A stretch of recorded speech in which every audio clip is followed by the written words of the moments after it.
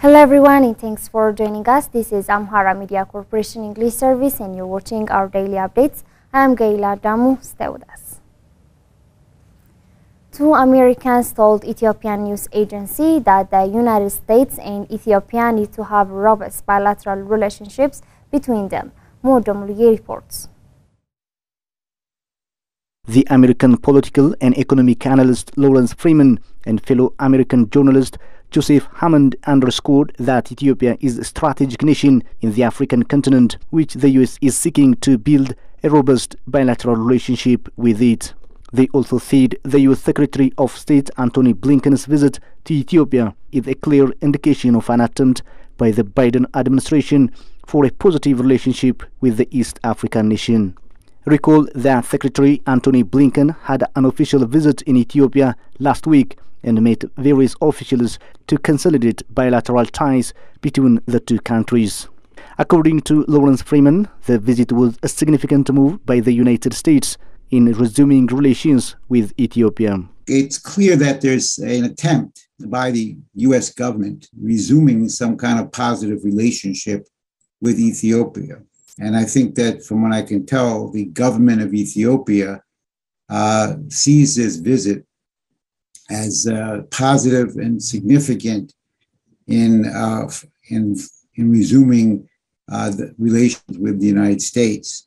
Freeman said the United States is of course seeking to influence what is on the African continent. However, this high-level visit by Secretary of State Antony Blinken is more than that. This high-level visit by Secretary of State Blinken is more than that. I think the United States or some faction of people in the government, in the Biden administration, have realized that it's to have a working relationship with Ethiopia. One is because it's a dominant nation in the Horn of Africa. It's the second most populous nation on the continent. It is leading in many ways in terms of its economic policy. The analyst also mentioned that the United States of America is the leading humanitarian partner and contributor to Ethiopia. However, Freeman strongly insists that the U.S. administration extends robust economic development cooperation with Ethiopia in addition to humanitarian support. He stated the country was struggling and making some economic progress, but it still had 2 years of war, which was very disruptive. Similarly, fellow with the Center of Media and Peace Initiatives and award-winning American journalist Joseph Hammond said Blinken's visit is a positive one for Ethio-American relationship. This visit was a positive one for Ethiopian-American relations. I think that this visit is a victory for those in the administration who support stronger relationship between the United States and Ethiopia. Within the White House and the administration, there have been two factions on the approach to Ethiopia, and the trip is a real victory for those of us who support stronger U.S.-Ethiopian relations. I think that the outcome here will be to the beneficial of both countries. Hammond added that the U.S. government has given special attention to building a better relationship with Africa. Ethiopia is a very strategic nation in the continent. And if they're going to prioritize Africa, you have to involve Ethiopia. Ethiopia is the second most populous country in Africa. It is a rapidly developing and industrialized country, very important country, one of the pillars of African stability. Furthermore, he noted that Ethiopia is also a rapidly developing country and one of the pillars of African civility. Scholars from South Africa and Gambia say that the transitional justice which their countries have passed through is best solutions for countries such as Ethiopia experiencing conflicts. Bugradi Zaudu reports.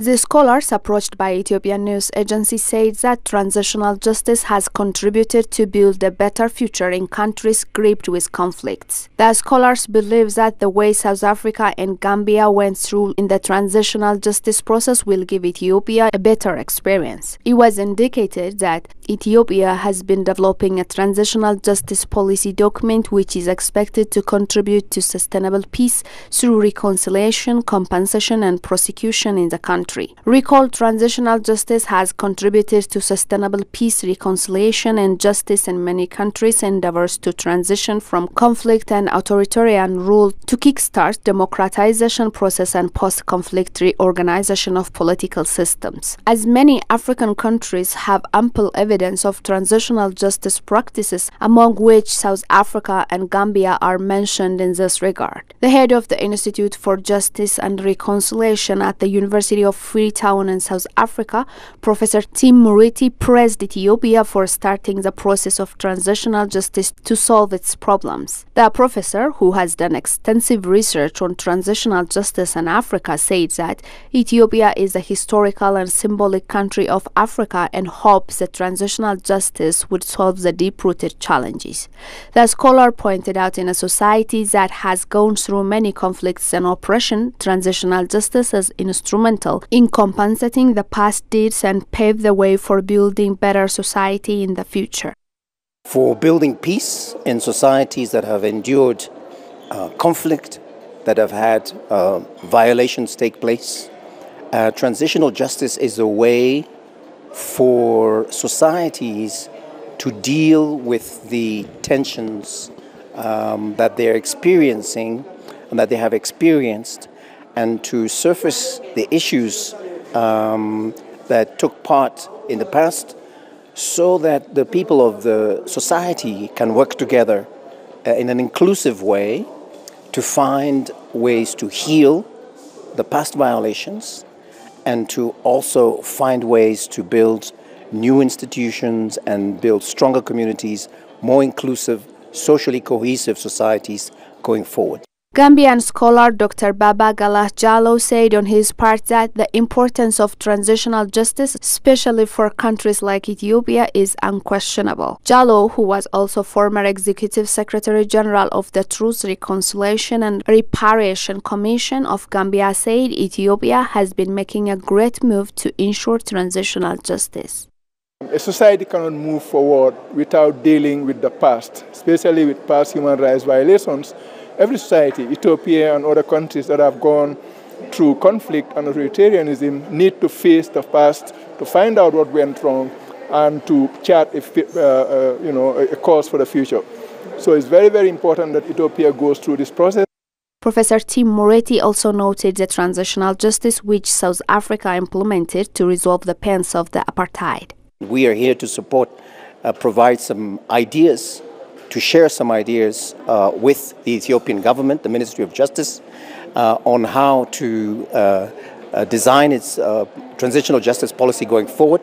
For me, I think the important thing is identifying what happened in the past, how the people are dealing and coping with this. So I think there's an element of mental health, psychosocial support to individuals and communities who have been affected, the victims and the survivors, but also to look for how going forward, we can begin to undertake peace-building processes across all of the regions of Ethiopia, including all the regions that were affected, to find a way to build a much more nationally cohesive and socially cohesive society going forward.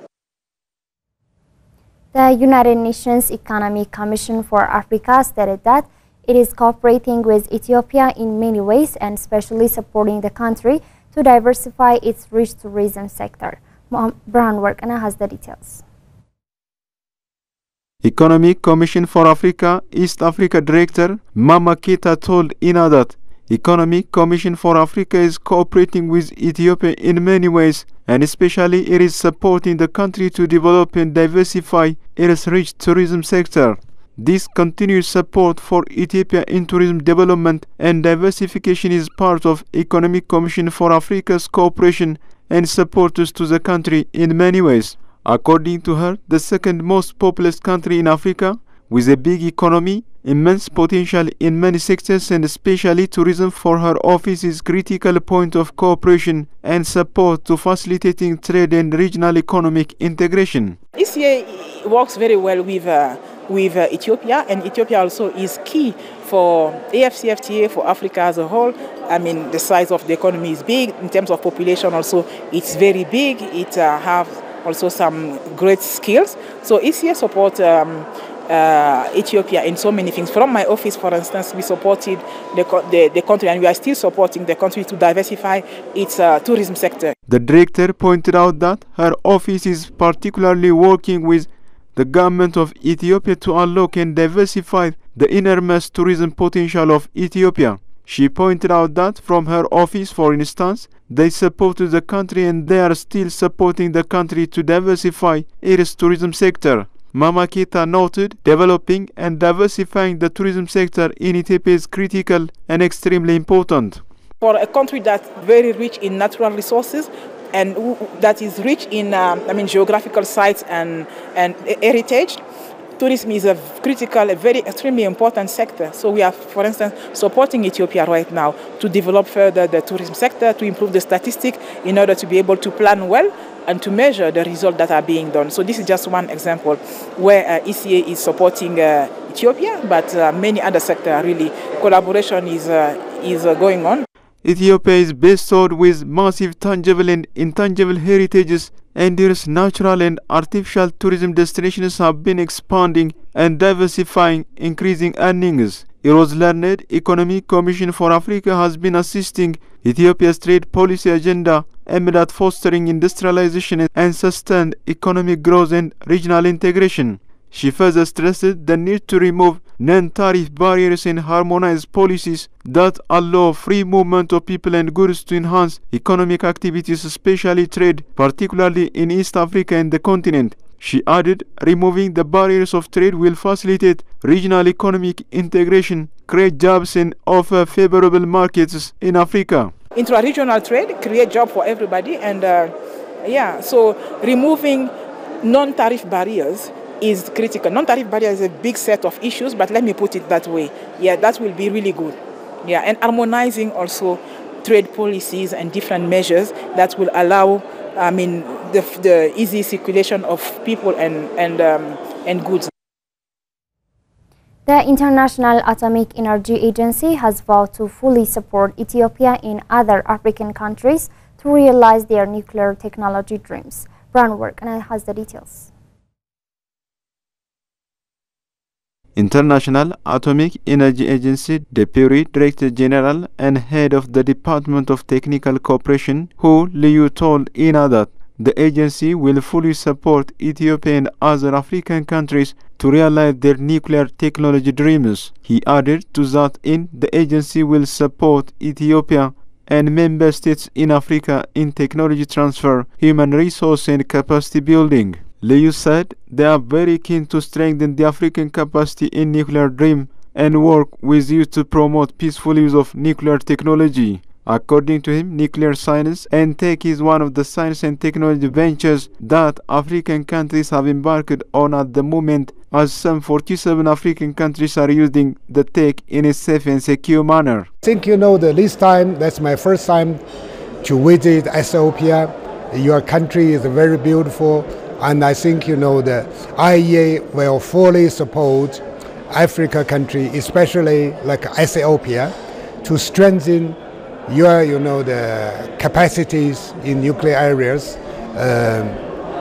and help you, work with you, with the government to enhance your regulatory system for the safety system, to enhance your, the capacities in nuclear power, in the medical phases, in the radiation medicine areas. So I think we can work together with the Ethiopia government. The Deputy Director General stated the support that they can offer includes postgraduate and PhD level training in several fields of nuclear science. It was learned the agency's support includes national and regional projects in such fields as food and agriculture and health and nutrition. In addition, nuclear knowledge development and management, safety, water and environment are among the knowledge transfer areas that it works on, and energy and industrial applications and radiation technology are also among the fields that the International Atomic Energy Agency wants to provide support in Africa.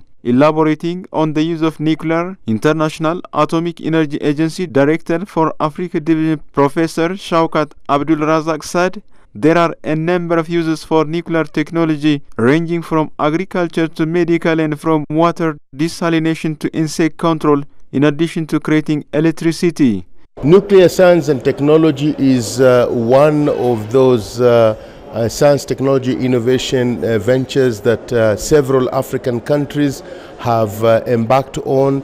At the moment, we have 47 African countries using the technology in a peaceful, safe and secure manner. He added that the International Atomic Energy Agency aims to foster a strong regional cooperation by promoting the region's sustainability and self-reliance through collaboration with existing regional centers. The IAEA, through the Division of Africa, is also helping these African countries in terms of capacity and capability. We are doing a lot of training at the national level, training at the regional level, because it is very important that we have a critical mass of human resource that will be able to drive this technology so that it can be used in a safe, secure and peaceful manner. The professor also noted that the agency encourages African countries to use nuclear science for food and agriculture, for example, to develop crop varieties that can withstand water scarcity and address challenges of soil salinity and also challenges in the livestock sector. The United Nations Food and Agriculture Organization representative to Eastern Africa and Africa Union, Chimimba David Fury, said the United Nations Food and Agriculture Organization has reached out up to 4 million people in need of humanitarian assistance in East Africa, but the gap remains huge. Abeba Burhani has more. In an exclusive interview with Ethiopian news agency, Fury said that the Horn of Africa has been affected by 5 serious droughts over the past few years, which is the worst in 40 years. He stated that FAO appealed for resources with a view to saving lives as well as saving livelihoods of the affected communities, adding that they have also requested funding for making sure that there is development and resilience so that the communities do not fall into a situation where they need assistance at any point in time. This is a sign that the problem is huge because we expect that perhaps as many as 26 million people need support. But FAO has reached out to 4 million. Of course, other agencies have reached out to others. But the gap between what we have now and where we need to be is very big. Fury added, to date, they have spent $120 million and reached nearly 4 million people with the support that they provided. He stressed that they are afraid that if not all support is provided to the people, in particular the affected people of Ethiopia, Kenya, parts of Uganda, Djibouti and Somalia, they could run into a serious famine by the end of this year. Irwad indicated that FAO is providing feed, water and livestock vaccination against pests, as well as enhancing capacity of the community to produce their own feed under serious drought conditions. He pointed out that the crisis in the Horn of Africa is not just drought, but also coupled with Russia-Ukraine war, climate, conflicts, and the biggest desert locust invasion in history of Africa. So the vulnerability is already very bad, and when you add the drought, it worsens that situation. So I think the international community needs really to build resilience of the communities by providing the resources that they need, so that they can stand on their own. FAO does not itself, as an organization, provide food. We do provide feed to animals, but we also provide livelihoods, support to them through animal or crop production, through providing them implements for sustainable agriculture, and so on. And we also build capacities to make sure that they practice climate-smart agriculture. He called on partners to scale up their communities in providing the resources that they are required to save lives and livelihoods in Eastern Africa, as the demand is a lot more than what is on the ground.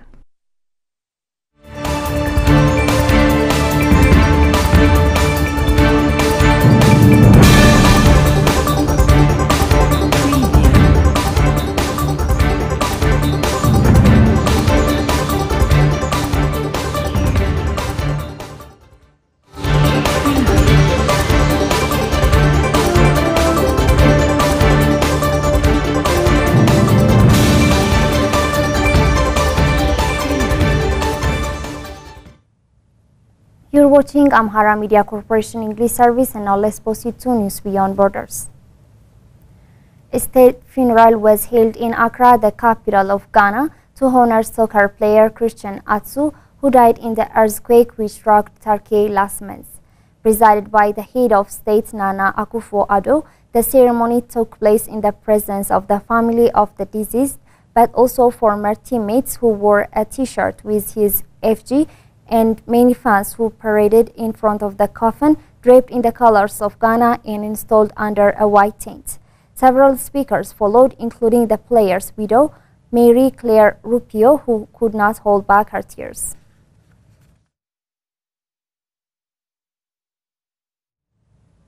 Tunisian President Kais Saied has overseen the swearing-in on Tunis prefect Kamal Feki as the country's new interior minister. A law graduate and former executive of the Ministry of Finance, Feki is one of the president's staunchest supporters. He replaced the influential Tawfiq Charfedin, who resigned on Friday, saying he wanted to spend more time with his family. His wife died last year in a fire caused by a gas leak in their home. A former lawyer, Chardefin, was a key figure in the election campaign that propelled the previously little-known Said to the presidency in 2019. British Interior Minister defended a controversial plan to deport asylum seekers arriving in the United Kingdom to Rwanda during a visit on Saturday. Modom Liye tells us more. Suella Braverman spoke to journalists at a news conference attended by Rwanda's Foreign Minister Vincent Bruta, who also defended the agreement signed between the two countries. What we want to do is to create an innovative solution to be able to offer to these asylum seekers and migrants alike safety, security, and opportunities for them to live a decent life. We know that it is a new solution, and we keep monitoring the implementation and be ready to adjust the solution, and hope that other countries will join once they see that the solution is working. Under the plans, migrants arriving in the UK in small boats would be flown to Rwanda, where their asylum claims would be processed. Those granted asylum would stay in the African country rather than return to Britain. Suella Braverman said the agreement between Britain and Rwanda will lead the way in finding a solution which is both humanitarian and compassionate, and also fair and balanced. We saw at the end of last year people dying on the Channel in their ill-fated attempt to get to the UK. So the compassionate thing to do and the humanitarian thing to do is find another solution. And that's why I believe, just as the Minister has just said, that there is a real opportunity here to resettle people in safe and secure environments where they can lead a prosperous and healthy life. Thousands of people took to the streets in Britain on Saturday, including London, Glasgow and Cardiff, to demonstrate against the plan. This is Amhara Media Corporation English Service, and now let's take a look at the foreign exchange rate.